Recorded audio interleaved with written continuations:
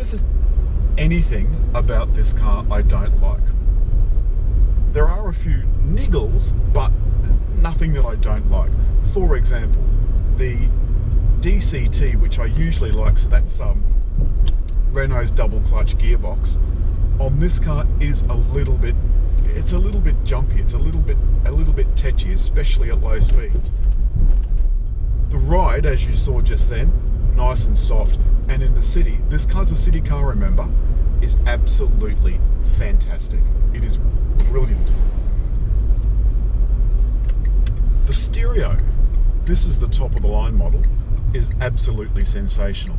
It's got beautiful, deep, rich tones, and the bass is fabulous, and the mid-range is clear, the tops are crystal.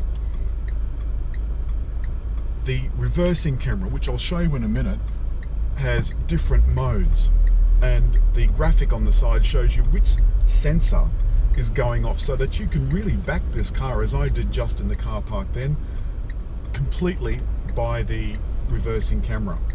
Get around this corner first.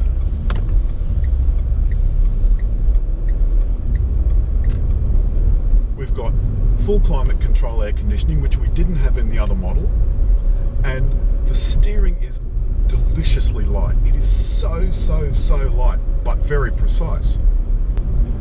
For a city car, I find it hard to get better value.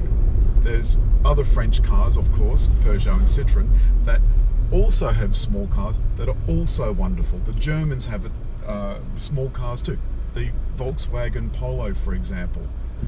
But I like the looks of this car. I like the quirkiness of it. There are a few quirks, however, that are irritating, let's face it. The cruise control button is down here on the center console. Can you come down there, Rob? It's down here on the center console. So your speed limiter and cruise control, you've got to switch here before you come up here on the steering wheel and activate it with this button. But at least it does have cruise control and speed limiter.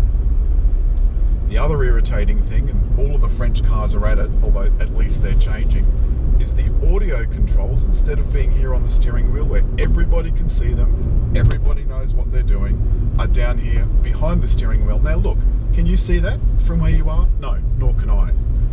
And only that I know how to use this car do I know what those controls are.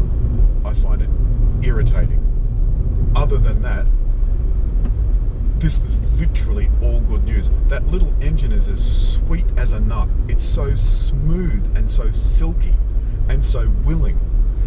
There are no paddle shifters, which I would have thought there would have been on a top of the line model, but it's not a deal breaker. You can simply, come down here, Rob, you can simply shift this over and then shift backwards and forwards.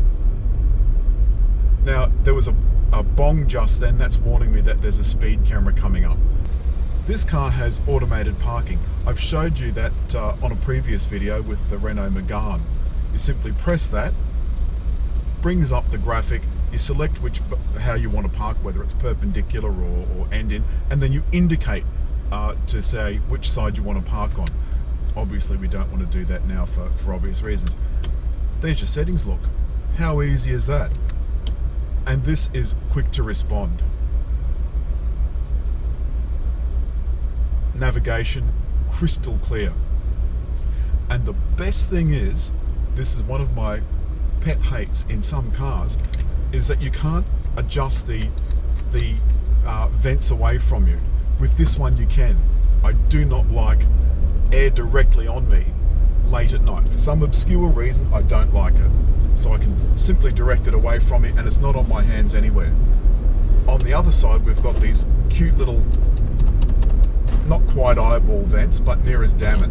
So I can direct that anywhere I like. I can direct air onto the windows, or onto me, or onto my hands, if that's what I want to do. All in all, this is a sensational package, and I would highly recommend it. And in fact, I would buy one of these cars with my own money. And that's not something I say about a lot of cars.